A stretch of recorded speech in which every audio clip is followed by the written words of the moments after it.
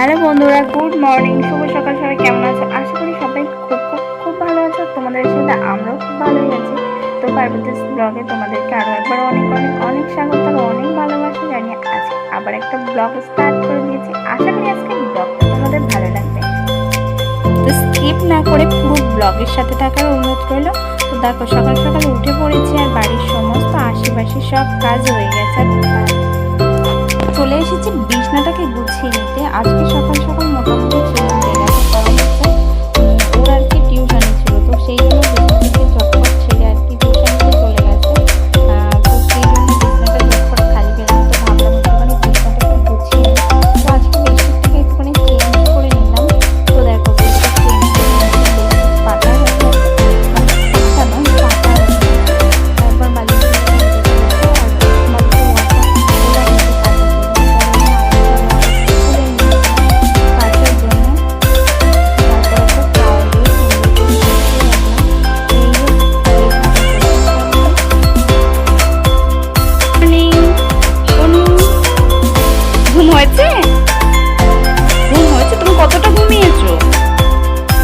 দেখাও, একটু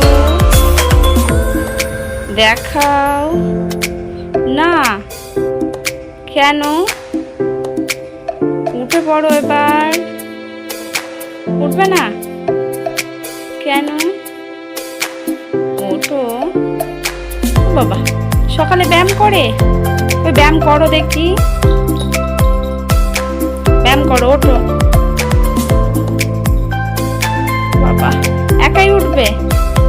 পড়ে যাবে তো। উঠে বিছনায় ওঠো, নিচে নামছো কেন তুমি? ব্যায়াম করবে না? তো ফাইনালি এই যে সোনু উঠে গেছে আর আমরা দুজন এখন যাচ্ছি মাছ কিনতে, কারণ বাড়ির এখানে মাছ আলা এসেছে। তো চলো। হ্যালো বন্ধুরা, গুড মর্নিং, সকাল সবাই কেমন আছো? আজ করে সবাই আর তোমাদের সাথে আমরাও খুব ভালো আছি। বার্থডে ব্লগের থেকে আর আমরা অনেক সাথে অনেক ভালোবাসি। তো জানি আজকে ব্লগ শুরু করছি, ব্লগ কিন্তু আগেই শুরু করে দিয়েছি। এখন শুরুকে নিয়ে যাচ্ছি। এখন যাচ্ছি পাইকারি মাছ আলাইতে। তো মাছ নিতে চলো দেখি মাছ আলা এসছে, আমি মাছ নিচ্ছি।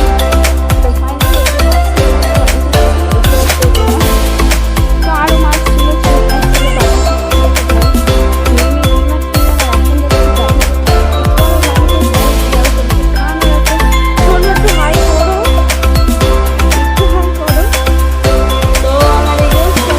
চলে আসলাম আর স্বর্ণর মুখটাও ধোয়ানো হয়ে গেছে, মানে মুখ পরিষ্কার করা হয়ে গেছে। মাছ ওখানে রেখে দিয়েছি। তো মাছটা কোথায় রেখেছি তো চলো সেটা তোমাদেরকে একবার দেখাই।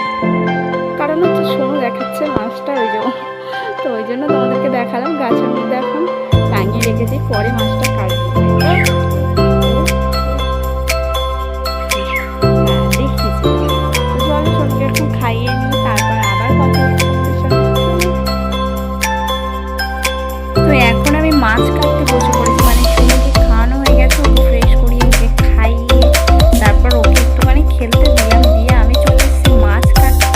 আর আজকে কিন্তু তোমরা দেখলে আমি নিজে হাতে মাছ কিনে আনলাম, আর এনে মাছ কাটছি। আর সত্যি বলতে এর কিন্তু একটা আলাদাই রকম, নিজে হাতে ব্যাপারটাই আলাদা। মাছ কাটতে একদম আমি ভালো লাগে না। মাছ কাটতে খুব বেশি বোরিং হয়ে যাওয়ার সময়টা অনেক বেশি লাগে। আর মাছ কাটার একটা সহজ স্কিপ আছে, আগে একটা ভিডিওতে শেয়ার করেছিলাম, শেয়ার করলাম।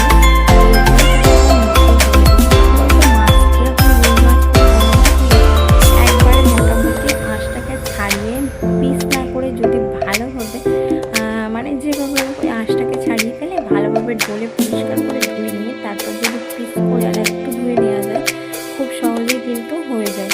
যদিও ওই যে বললাম আমি মাছ কাটায় খুব বেশি আনাড়ি, তবে হ্যাঁ ওনার অসুবিধা হয় না, আগে একটু বেশি অসুবিধা হয়। তো যাই হোক, মাছ কাটার কথা বলতে বলতে আঁশ ছাড়ানো কমপ্লিট। তো তারপর এই দেখো চলে এসেছিলাম, মানে আর বেশি কিছু তোমাদের সঙ্গে শেয়ার করিনি। তারপর চলে এসেছিলাম মাছ দিয়ে স্নান করে নিয়েছিলাম।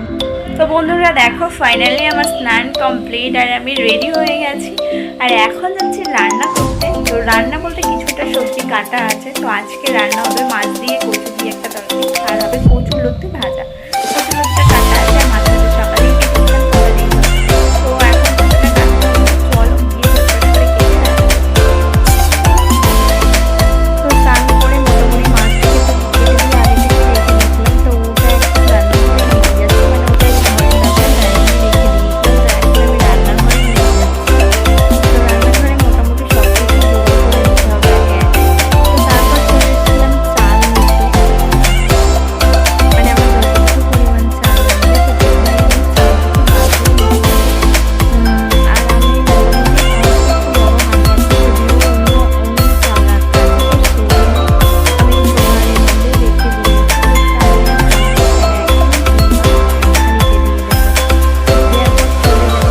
দিয়েছি। তো চাল একদম রান্নাঘরে গিয়ে রান্নার সমস্ত জোগাড় করে দেখো, মাছের মধ্যে তেল হলো লবণ হলুদ মাখিয়ে নিয়েছি, আর এদিকে গুঁড়ি কচু আর আলু কেটে নিয়েছি, যদিও আলুর পরিমাণটা বেশি কারণ গুঁড়ি কচুটা একটু কম ছিল।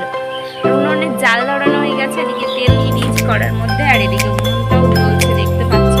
আর এই কাগজ নিয়ে দিতে এসছে আমার বাড়ির ছোট্ট সদস্য, এই যে পুচকু। কি করছো তুমি? বসে আছো? বসো, চুপ করে বসো। আর আরেকজন তো খুব ব্যস্ত সাইকেল ধোয়া নিয়ে। তো চলো রান্নাটা এবার ঝট করে বসিয়ে দেওয়া যাক।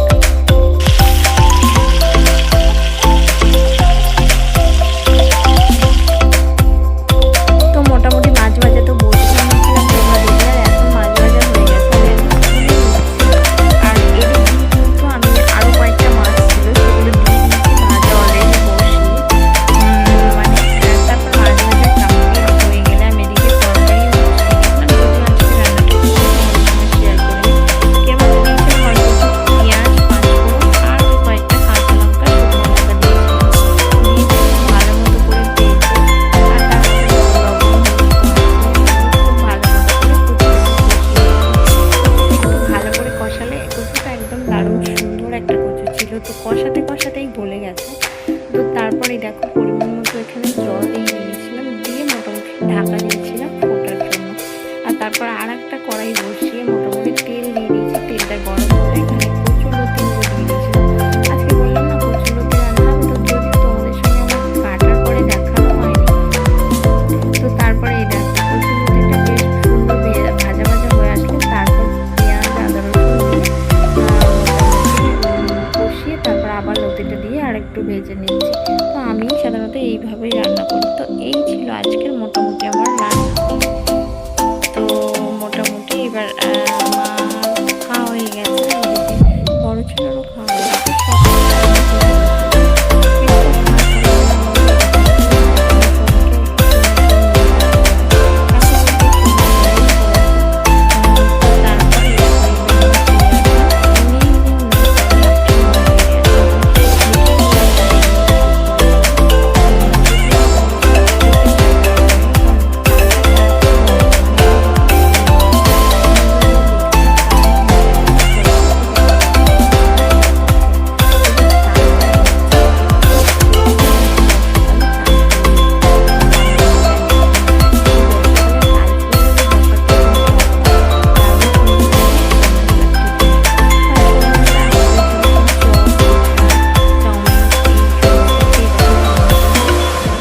বর্ষাকালের জনপ্রিয় একটা ব্যাপার হচ্ছে তালপুরি। তো আর এদিকে নিয়ে নিয়েছি চালের গুঁড়ো, তবে এটা কিন্তু আতপ চালের গুঁড়ো নয়, এটা সিদ্ধ চালের গুঁড়ো।